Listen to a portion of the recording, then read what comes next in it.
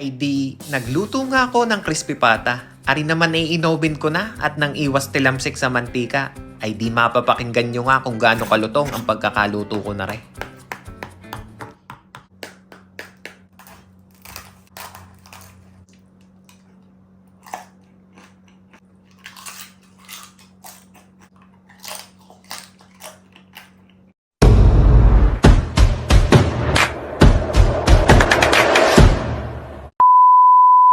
Ay eto ka mga tropa, kamusta ka kayo? Ako si Andy, isang OFW dito sa bansang Israel. Ay di, samahan nyo nga ako sa isang craving satisfied video. Tama gaho o isang mapagmatakaw na video. Ay kayo na hong bahala kung alin ho ang tama. Ay di ari na nga, samahan nyo nga ako at magluluto naman tayo na ring ating crispy patang are.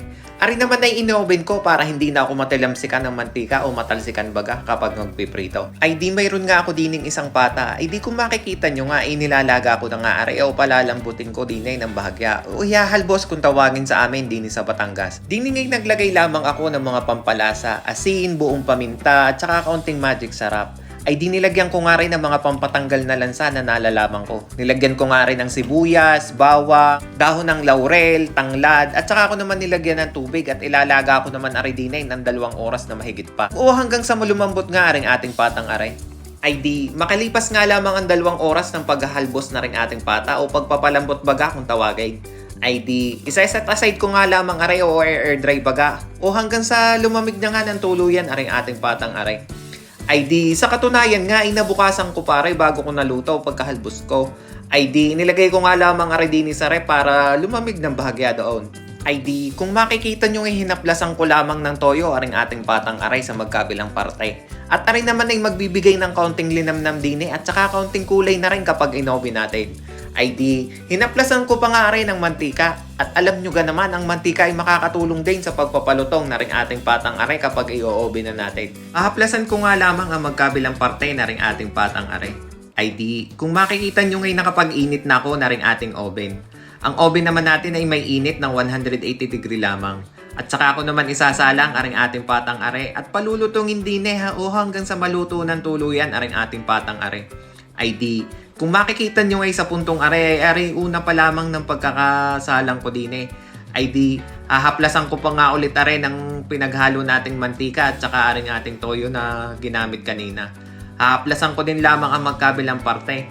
Nang sa ganun ay hindi mag-dry o hindi baga manuyot ang pagkakaluto na ring ating patang are. Ay di uulit-ulitin ko nga lamang ang ganung proseso, ang paghahaplas o pagpupunas ng toyo at saka mantika na pinagsama natin kanina.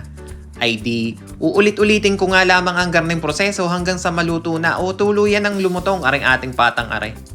Ay di, para naman nga sa mga magtatanong ng full recipe o dun sa mga pampalasa na ginamit ko din sa ating crispy patang are. Ay di, bisitahin nyo na lamang yun dun sa may baba sa may description below at makikita nyo na ang tamang sukat at sangkap na pinagagamit ko din sa ating crispy patang are. Ay di, sa punto nga babalik ta rin ko lamang aring ating patang are. Nang sa ganun ay maganda ang pagkakaluto o pantay rin ang pagkakalutong ng magkabilang parte nito. At saka ako naman nahaplasan ulit are ng ating pinaghalong toyo at mantika pa rin ng magkabilang parteng are. Nang sa ganun ay mas malasa o malinamnam pa aring ating patang are. Ibabalik ko na nga rin are sa oven hanggang sa maluto ng tuluyan aring ating patang are. Ay di, makalipas nga lamang ang ilang minuto na ring ating pagpapalutong o pagbabantay din na ring ating patang are.